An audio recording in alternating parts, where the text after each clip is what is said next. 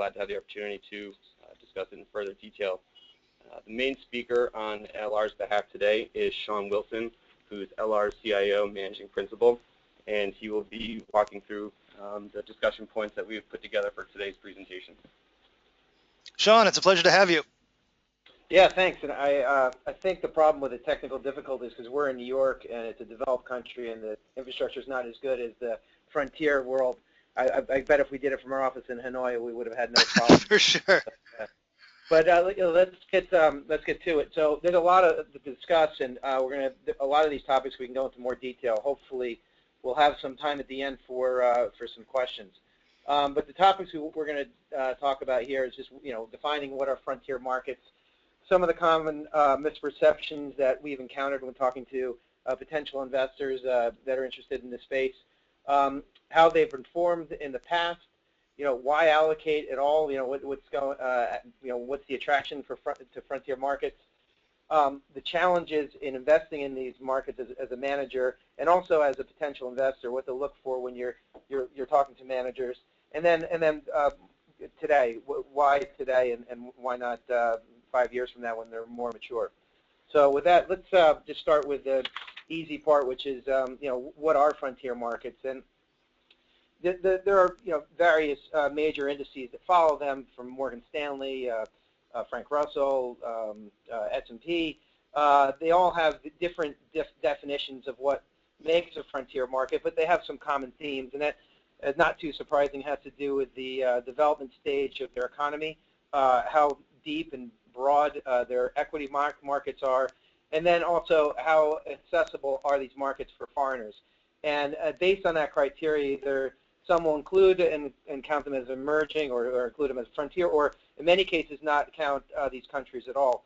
We take a different approach to defining frontier markets. We think that ours is a more broader or a broader definition, and it's a definition by omission. So essentially, the way we define, and what you see on your screen now, are the frontier markets we've identified. But essentially, what they are is everything that either Morgan Stanley or S&P has not distinguished as either emerging or developing. So it's basically the leftovers, the omission. And what you have here is we separated them into 3 different tiers based on liquidity. So you have the core frontier markets up to the top, peripheral markets that hopefully will start to make it up to the top tier. And then there's some other markets, or countries, I should say, that don't even have markets, but may have an asset that most of its, or a company where most of its assets are located in one of these countries, but say listed in one of the major exchanges or nearby regional exchanges. Sean, a quick question. What makes a difference between, say, like something being an MSCI, something being S&P? Why are things on different lists? Is it just like certain criteria that they don't meet, or what makes something a frontier to one person, not a frontier to another person? Yeah, essentially they have differences in their criteria, and some of it has to do with free flow availability and accessibility, or the way they deem their where they are in their stage of development. But the more or less, there's just a few exceptions. I mean, Egypt is an example of a country that is in the Russell, but it's not in the MSCI or S&P. And so there's a few countries that kind of teeter on the edge. Just so I can explain further, what we do is we take our broad definition is if there's a tie. In other words, if there is a country that is deemed frontier by one of the providers but emerging, we'll say it's frontier, and Egypt is a case in point in that. We also include countries that are not in any either frontier or emerging. Like Saudi Arabia is a very large market that is not in any of these indices. We consider it frontier, for the time being, until we unfortunately will probably let it go, and it will probably have a good chance of just jumping right into emerging. Sure. And another question is, how do credit ratings affect kind of the classification of a nation? So, Argentina was downgraded to frontier. Does everyone think it's a frontier, or is that just on a credit rating basis? How does that enter into the investor's side of things? Yeah, it's a great question. I don't think the credit rating. I think it's more of a symptom of a problem that could kick a country, sure. Demote a country from one, or in fact promote a country. But I don't believe it's a criteria that any of them use as distinguishing them to be frontier or not. Okay. All right. Yeah, I like the Q&A in between, so I'll pause after each slide. Fantastic. There's the next slide that's on the screen is there are some common characteristics of these countries. Obviously, not every country, especially some of the more advanced countries that you find in the Middle East, you could say this, but broadly speaking, this is a place where there has been, and we believe will continue to be, strong GDP growth, and that's in the top left-hand chart. But we all know that economists are not that great at forecasting, so you can take it with a grain of salt. So what's underlying the drivers, I think, is something that common sense would lead you to the same type of conclusion, that whether the number is actually 5.8% over the next, and this is a long period of time, of the exact number. I love how it's 5.8 and not 6. But anyway, whether that number actually comes to be true is obviously highly unlikely. But I think the premise that these countries will grow faster than the rest of the world is on a strong foundation. And a large part of that is just looking at the population, and that's the top-hand right corner. This is an area of the world that is large in terms of number of people, roughly equal to China and India combined. And most, intriguing is the average age. I mean, it's really, a very young population, and this will be, the consumers of tomorrow. Whether tomorrow is next year or next 5 years, who knows? But definitely, there's a huge base of young people that are going to be, getting older and wanting to consume. Okay. Two kind of questions that are coming in, one from the audience and one from me. But how is the correlation, if we look at, the origination of kind of the growth of emerging markets was they built all the stuff we wanted to buy. So, the emerging markets provided for the developed markets. But now that, emerging markets are starting to have a greater middle class, more disposable income, are the frontier markets economies growing because of demand in emerging markets? What is that kind of like GDP or growth trickle-down effect or reverse trickle-down, if you will? Yeah, I think there's a number of factors, and we're going to go through that later on in the presentation. That there is some trickle down, but for the most, one of the features that we like, a lot of the countries have indigenous growth, and it has to do with the creation of the middle class, which has happened in places like China, and some, for example, well, we're going to get into this earlier, but we have some slides on the consumption, but essentially, there's a lot of urbanization going on, people moving from the countryside into the cities. That's happening throughout Southeast Asia and throughout Africa, and it's creating strains on infrastructure that need to be addressed, and housing, and but also it's providing an opportunity for higher income and basically creating a middle class that will become a consumer in those countries. And then one other question was, what is the derivation of these forecasts? Like, how are they, what's the economic model behind it? What is the financial model behind it? What's the science behind these numbers? Yeah, this is the IMF numbers, and I can't speak to how they did the models and their forecasts, but I think like I said, if you just simplify it and look at the number of people, the age of the people, and anecdotally what has happened so far, and we're going to show slides on a couple of examples of where growth has just really been much faster than similar patterns in emerging markets. And I think a part of that is the technology is driving it, and frontier markets are taking advantage of it. But if you don't mind, we could save that for no problem. Stealing my thunder on a couple of slides here. Not my intent, Sean. But to sum it up here on the economic, I think the three common drivers that we like to that we've identified is very broad. It's consumption, which is what we've been talking about here, is the middle class and rising incomes. Construction, which happens, whether it's urbanization that's driving that, or just more destinations for outsourced, lower cost labor, which frontier markets are taking share from emerging. So you're basically just the pillars of all economics: land, labor, and capital. You got it, and commodities, and we'll show this is really the final frontier, no pun intended, on where the world's natural resources lie. Fair enough. All right, next slide. From a market perspective and what frontier markets, how they're composed. And this is just so you understand. This is our what we define as our liquid frontier market universe. So it is different than if you're looking at MSCI or S&P. Again, it's broader. We define liquidity as stocks that trade at least $100,000 per day. Okay. And what you get is roughly at the top left, you'll see a roughly 1,100 names with a total market cap of $1.7 trillion and liquidity of 3.6 a daily liquidity of 3.6 billion. How does that necessity of 100,000 a day keep you in or out of certain markets? I mean, like, what is the volume in Myanmar or Peru or certain places that might have interesting frontier market growth, but they don't meet that kind of liquidity requirement?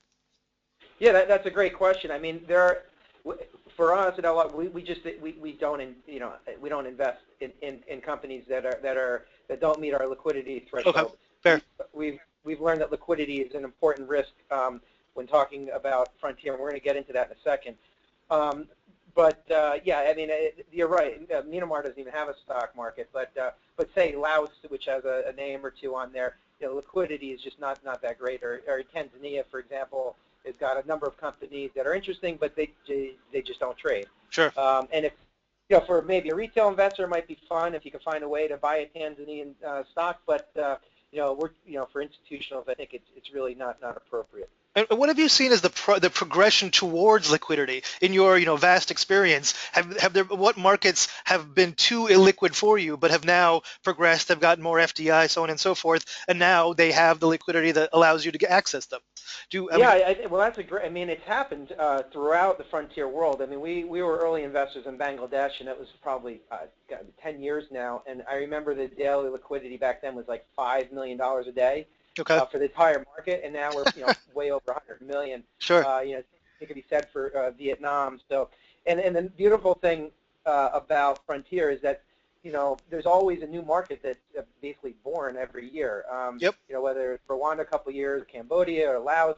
I mean, these are markets that are just Saudi. starting to open, and Saudi exactly, and starting to develop. In fact, again, we're stealing some thunder from future slides, but last year, I think there was roughly $8 billion worth of IPOs in frontier countries. The year before that, I think it was $6 billion. This year has not been as great. I think it's only been a few billion, and I think that's has to recognizing what's gone on with the global markets in general and frontier markets for that matter. But the other thing, before we leave this slide, I just want to point out, and maybe it's the obvious here, most people know, but there is when you look at it from a market cap point of view, you get some pretty big distortions in whether it's indices or however way you want to create the index. If you're going to use a market cap weighted methodology, you get an extraordinary outsized position in the Middle East, and so you have 62%. And you also have a pretty big concentration in financial companies in the banks. Well, one question just directed to what you were just saying is, how much does the kind of frontier universe drop if you take out Saudi? Well, again, remember, we're the only ones that include Saudi. So MSCI, S&P, that would have zero impact. Okay. For us, I think it's about 12% of the way we put together our index, but we also do it. We don't use market cap as a way of defining the way we look at it, and that's a whole nother topic that we didn't even prepare to talk about, but we can. But later on, if there's time. We'll do that for the next webinar. Sounds good. The next slide is the one that kind of irks us the most because practically there's not a day, but certainly not a month that goes by that we'll catch a headline or see something on CNBC or the news where it says a statement like frontier markets traditionally the most riskiest places to invest, and it really rubs us the wrong way because we've done a significant amount of work refuting this argument, and we'll share that with you in a second. But the common drivers that people cite that contribute to risk is political instability, and obviously the few years ago the Arab Spring springs to mind, if you will, and people you remember that there were entire governments toppled rather quickly, and it spread incredibly fast. Corruption and poor corporate governance is another item that people throw out there is isn't this place just rife with corruption? And sure, it is, just like the U.S. is, and other developed countries. We call different names. But that's not to say that the U.S. is just as corrupt, but it's a factor throughout the world. And what we see is from the listed companies, it doesn't play that big of a part. Most of the companies are listed either use IFRS accounting standards, have Big Four accounting firms that are going through their books. I think that risk is more on the private equity side. And then lastly, illiquidity, and that is a concern, and we'll talk about that in a second. But I just want to, talk about how we looked at risk, and risk can be defined a couple of different ways. Risk could be, some people just don't like volatility, and they feel that volatility is a measure of risk. I don't agree with that, but let's look at volatility, and the study on the top left. And in fact, we published a paper through EMIA a couple years ago that you could read more about it. But essentially, what we've done here is we've broken the universe into three components: frontier, developed, and emerging. And we looked at individual stock markets. So this isn't indices. This is looking at individual markets, looking at their 3-year past returns and calculating its standard deviation. And we wanted to see, and to be a country that we would look at, it had to have significant liquidity. In other words, it had to trade. I can't remember, was it? It had to have a reasonable amount of companies listed, and obviously a history. And what we found, and we were kind of surprised by this, that even individually, as a group, the median volatility as measured by standard deviation has actually been lower than the developed and emerging markets. And those are the facts. Now, the other way of looking at risk, I think, is the more appropriate way, because risk, to me, is defined as your probability of permanent capital loss. Yep. And so if all these things are going on, there's massive corruption, people are cheating on financial statements, and governments are being toppled, I would expect, or one would expect, to see the left-hand tail of returns, of one-year returns, to be bigger. So there'd be a higher percentage of frontier companies basically going to zero than there would in, say, emerging markets. So the bottom table is exactly that. It's a histogram of one-year returns of every frontier company and emerging company, and then just looking at that distribution, and I'm separating out the tails. But the bottom line is what I'm talking about. The bottom line on that table, which is what percent of the companies with a one-year holding basically went down to zero, less than 90%. And it's essentially the same. Emerging markets, about 1% of that population would cause you to lose all your money, and frontier markets slightly higher, 1.3%, but to me it's the same.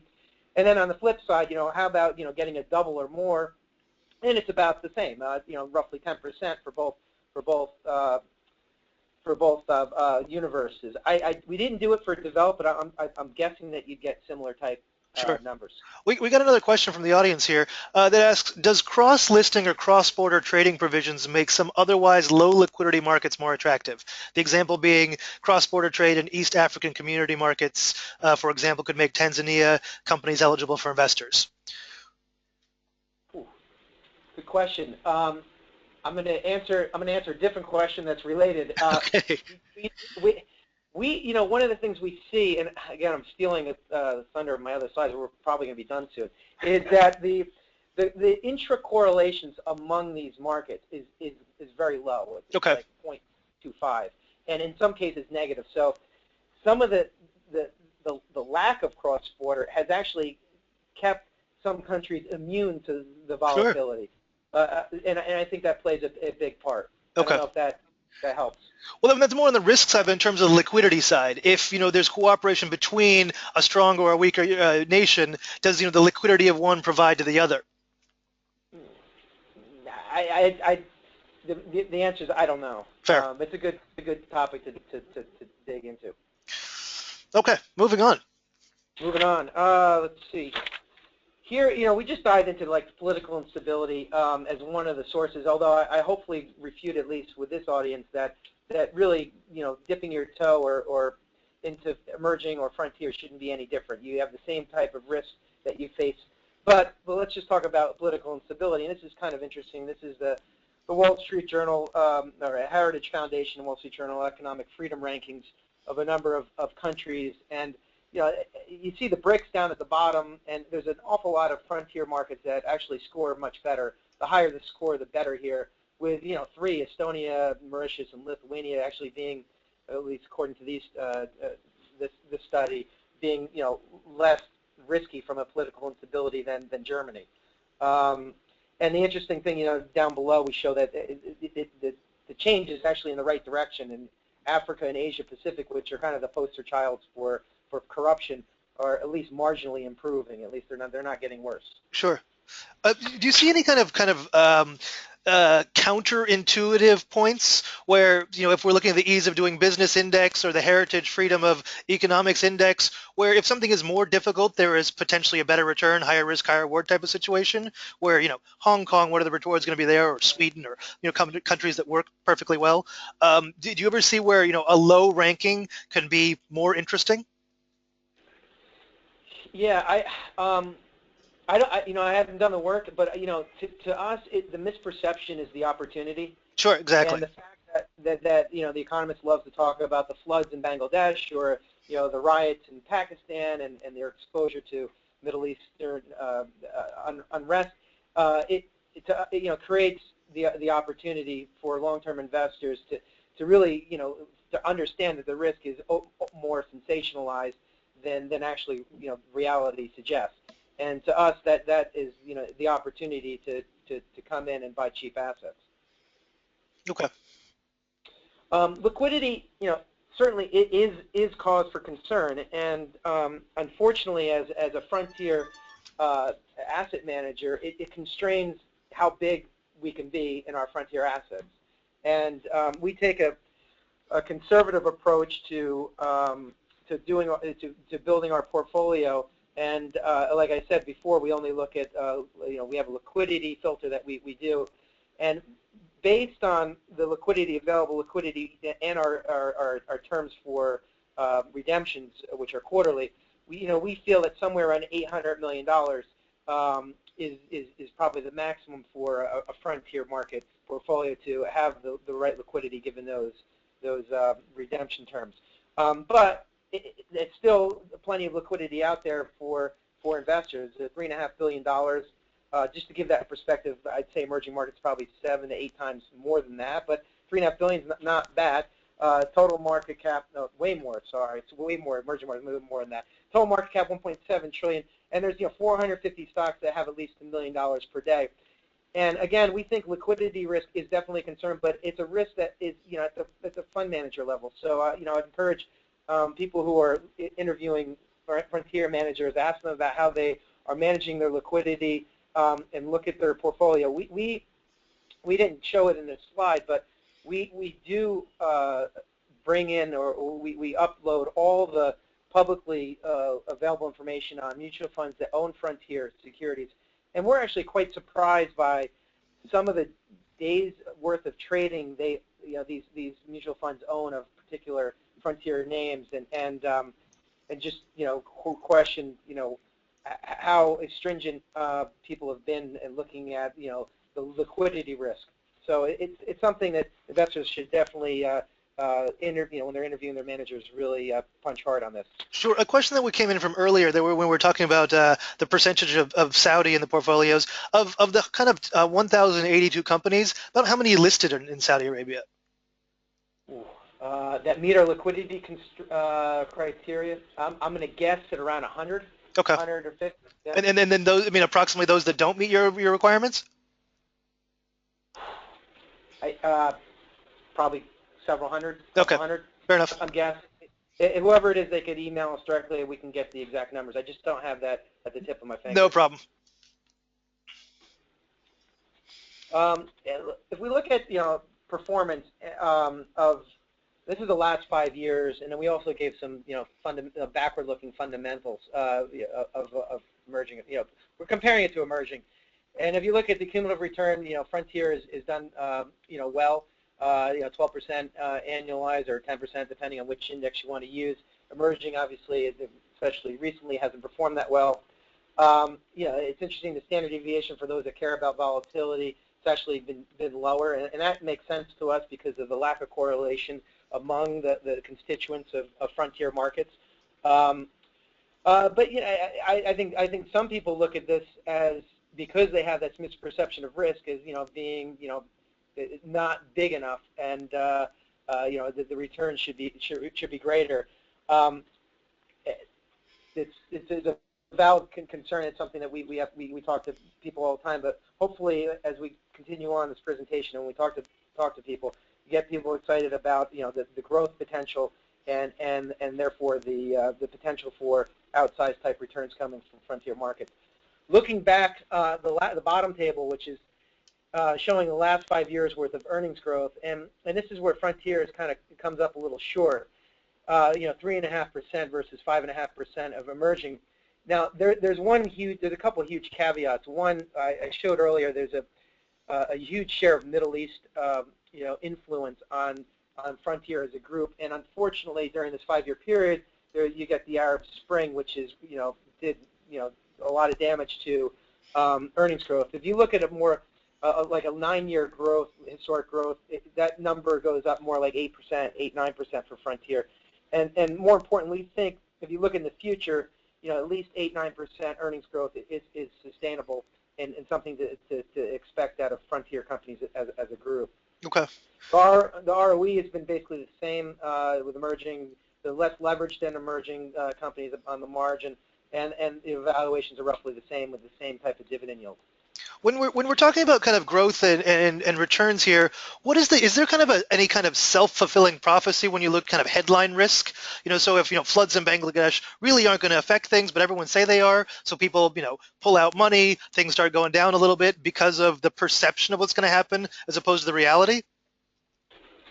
Yeah, that's a good question. Again, to us it's an opportunity, but I think one of the characteristics of frontier markets, which again we're almost there to talk about, is that they are driven. A lot of them are driven by local investors that have somewhat myopic views. Fair. And don't have the depth of investing history that that institutional investors have.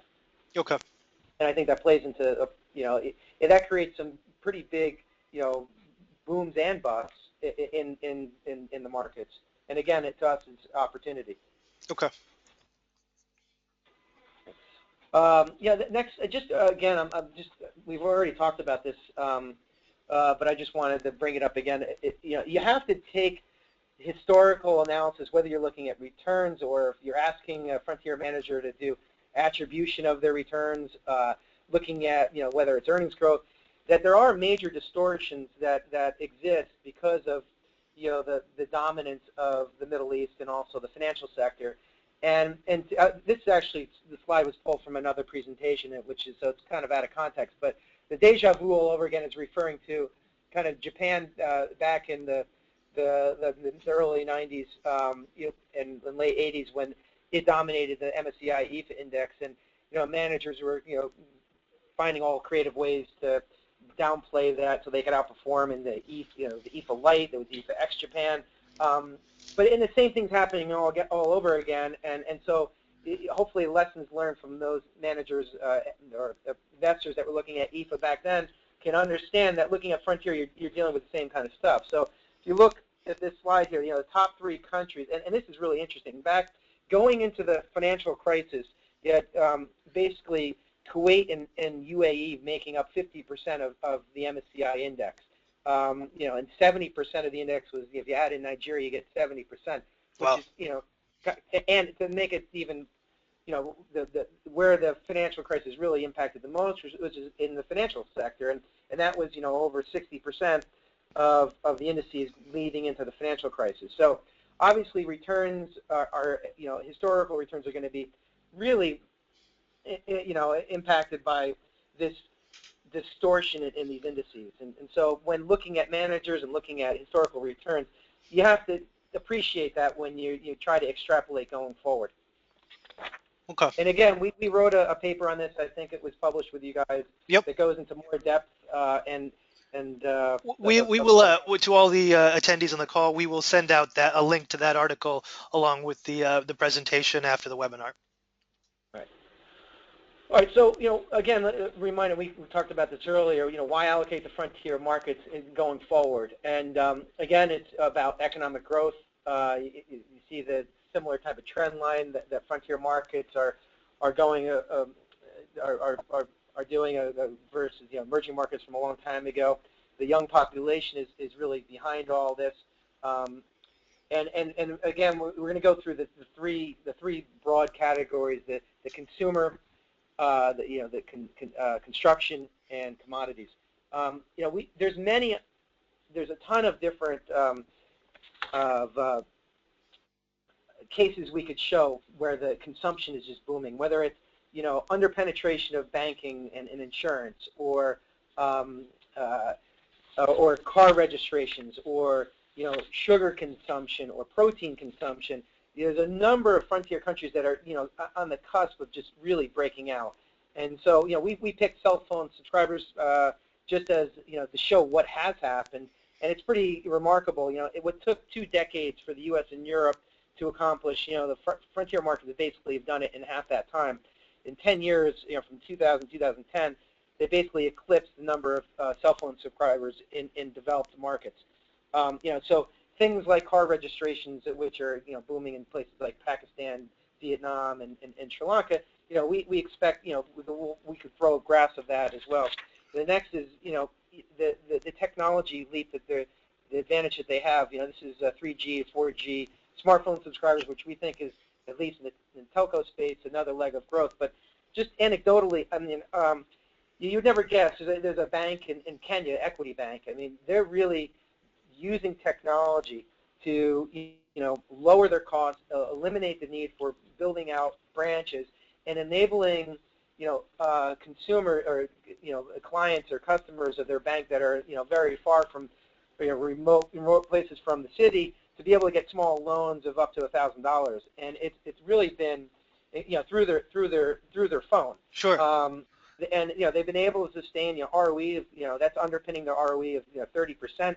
The cost income ratio is roughly 50%. I mean, it's a really impressive thing, and it's happening in a place in Kenya. It's not like it's Do you see that as a point you can look at many sectors on, this kind of leapfrog technological overflow, not to put too much jargon in there, but where, rather than have a brick and mortar bank and build up the banking system, they can have mobile banking tomorrow. Or, rather than put together, a nuclear reactor, they have solar panels, which are now cheaper on the market than they were when they were developed, 30 years ago.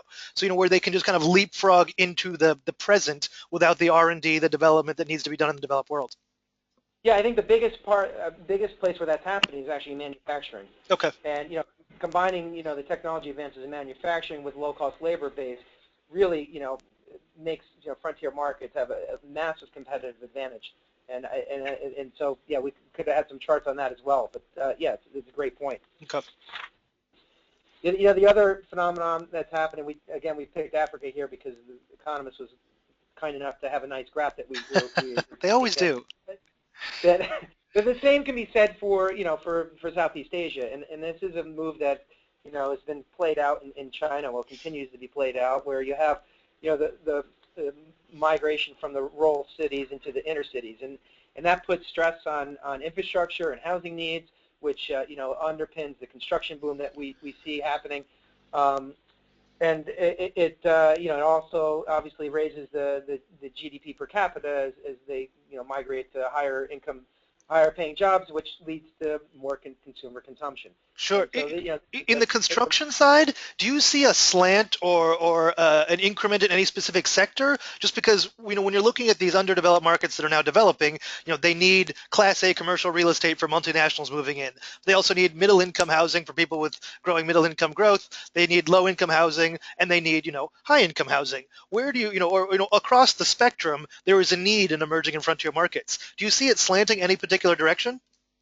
Yeah, I mean, underpinning all that is cement. I mean, you need cement for everything you mentioned, and cement is we're playing that through a couple names in the portfolio. So yeah, that's an obvious place to look. Okay.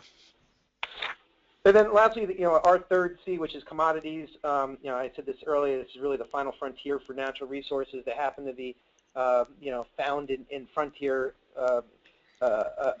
countries. And sometimes this is a double-edged sword, like in the case of Nigeria, which has got an awful lot of oil exposure, and oil hasn't been a popular place for investors, but and is impacting Nigeria's economy. But longer term, as the need for whether it's oil or natural gas, there's some massive discoveries that have been made, and they happen to be in frontier countries. For example, oil offshore West Africa and the former Soviet Union, just big oil discoveries. Natural gas off of the offshore Tanzania and Mozambique. There's been, and more recently, Egypt has had a big gas find.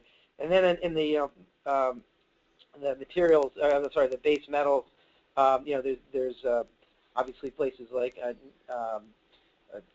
Tanzania and other African countries that are just massively have massive resources of base metals. But not only in the hard stuff, but on the soft supply, 60% of the world's arable land is in Africa. Right. So that's another area, and that means more fertilizer and again infrastructure to help distribute the goods. Where do you see the growth of if we look at frontier, emerging, developed, the progression is kind of from net commodity exporter to finished product exporter or importer. So where do you see the kind of these frontier markets in terms of raising their kind of position as having the refineries and not just exporting crude, or turning copper into wire and not just exporting copper, so on and so forth, and to kind of raise their obvious internal production and export income? Yeah, I mean, to us, we see those as growth opportunities for countries. I mean, Nigeria is a great case in point where they import the refined product, and yet they're an exporter of exactly. oil. It seems odd, and so there is going to be massive spending on the refinery sector in Nigeria. Okay. So, yeah, we see these further sources of growth. Absolutely. Okay. Yeah, the icing on the cake. Sorry, I'm with my colleague Brent Clayton, so he's wanted to point out also just in terms of that research, the human capitals and other areas. Right, thank you. Sure. Yeah, so, we missed one point, which is the human capital, and this is the low-cost manufacturing, and actually, the little commercial for LR, being frontier managers, we're actually stealing a page out of a lot of our investments, a lot of the investments that we make. We actually established ourselves in Vietnam, not just because we wanted to be experts in Vietnam. Of course, we would like to, because Vietnam is a part of the frontier market, but we utilize that area of the world for our research center, where we can hire really talented programmers to help us on the quantitative analysis that we do, and also have a large research staff that we think is necessary to cover such a large area of the world. And being able to do it, because we told you earlier that we're capacity constrained. At best, we could be $800 million for this product, and it wouldn't make much sense having an army of analysts in New York or London. You wouldn't, as a business, wouldn't make any money. So this is a competitive advantage and something that is really driving a lot of the growth in frontier countries. Sure, and it's just on that point, like how do you see from your experience in Bangladesh or Vietnam the availability of skilled labor? So if you want to set up a fund, or you want to have analysts, or not just manufacturing or unskilled labor, how is the availability of that talent in frontier markets? Is it growing? Are people coming repatriating from education in London or Europe or US, or what is the kind of talent pool like in these markets? Yeah, I mean, I don't have the numbers, but I got it. For us, it's been incredibly easy to find really good talent, and it's fantastic. Really it happens to do with numbers. I mean, there's roughly 90 million people in Vietnam, so you just do the numbers at 0.01%. Sure. You've got skill set and have traveled overseas, and there's a lot of people. And, yep. And same thing with Bangladesh. There's 150 million people. We were able to tap into that resource pool, but we've been really pleasantly surprised by the quality and of the workforce that we've been able to employ at LR, and some of the work we're doing on the quant side is really is pretty cutting edge. It's no different than if we were going to be doing it with quant analysts out of New York, and the same could be said for a lot of our research analysts.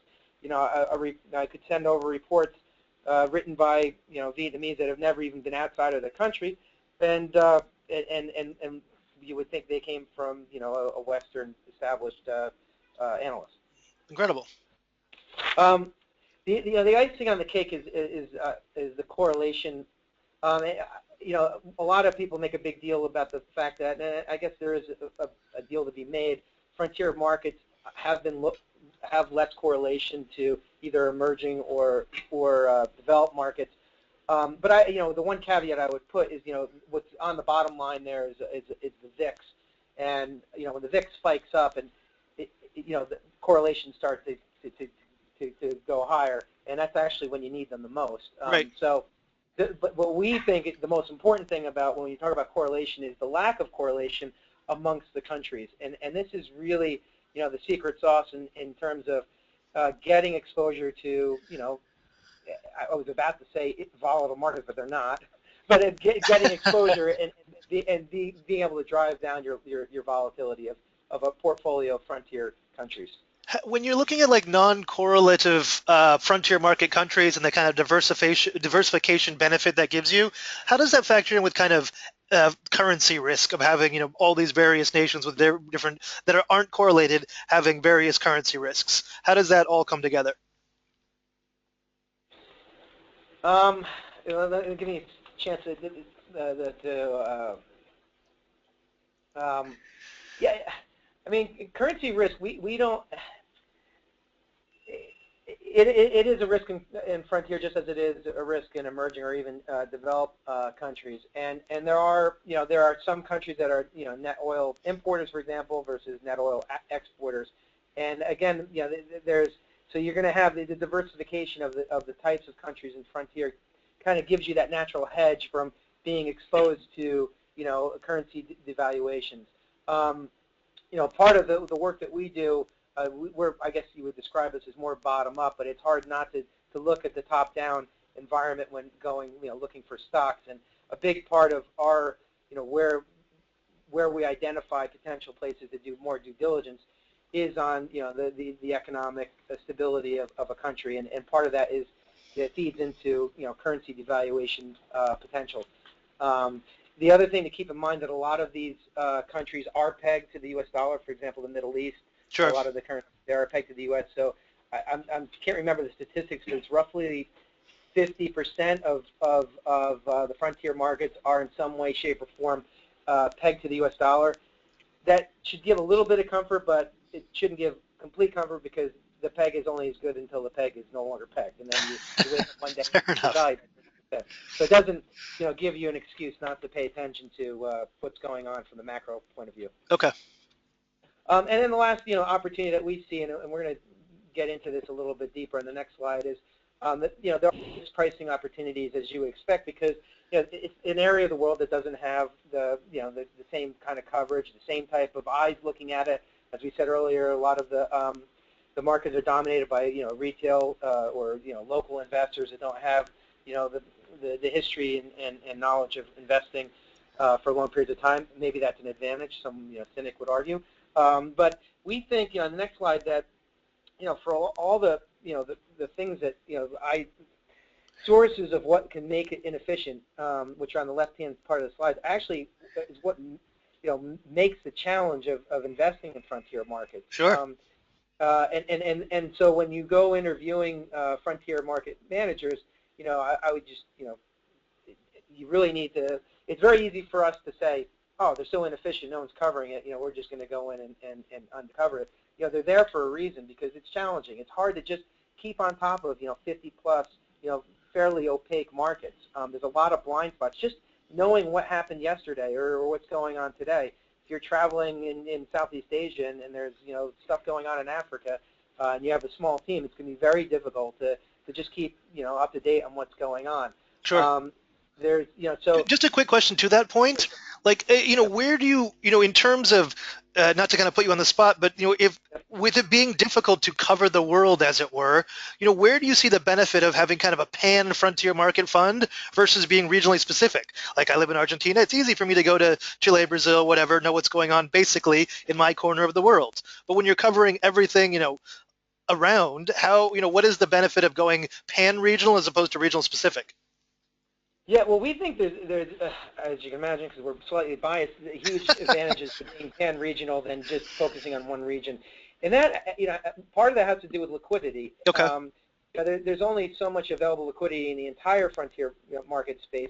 You start limiting yourself to one particular region or even more, a country, you're really cutting down your opportunity set. But also related to that is the nature of the companies that you can invest in. For example,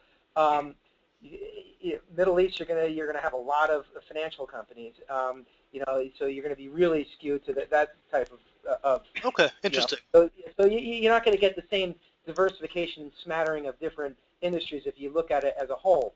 But it's a big challenge, and it's one that we think the infrastructure and the way we put things together and having low-cost labor help us cover the markets is how we've come about doing it. Does that help answer? Yeah, that was perfect. That was great. Thank you. Yeah, there's one other thing important to bring up that because we've experienced this ourselves, is there is, it would be nice if I was to wave a magic wand and I was able to have an office in every frontier market, that we had, analysts under our payroll instead of relying, which we do on our relationship. I think you're underutilizing your magic wand in that case, but anyway. well, okay. If I get 3 wishes, that would be maybe one. Fair enough. What we've noticed, there is a home court bias that you bring in when you start doing that. And so if you're hiring a regional manager to do Africa, I would guess that they'd have analysts throughout Africa, helping them. I find it hard to believe that they would ever come to you and say, Africa is really not the place to be. Fair enough. Yeah. To give the money back. We've also noticed, because we've had offices in Sri Lanka, Bangladesh, and Vietnam. There's a home court bias. I spend most of my time living in Vietnam. I'm probably the last person to ask about Vietnamese stock market. I'm too close to it. I see things that either upset me or I think are really unbelievable, and you got to be invested.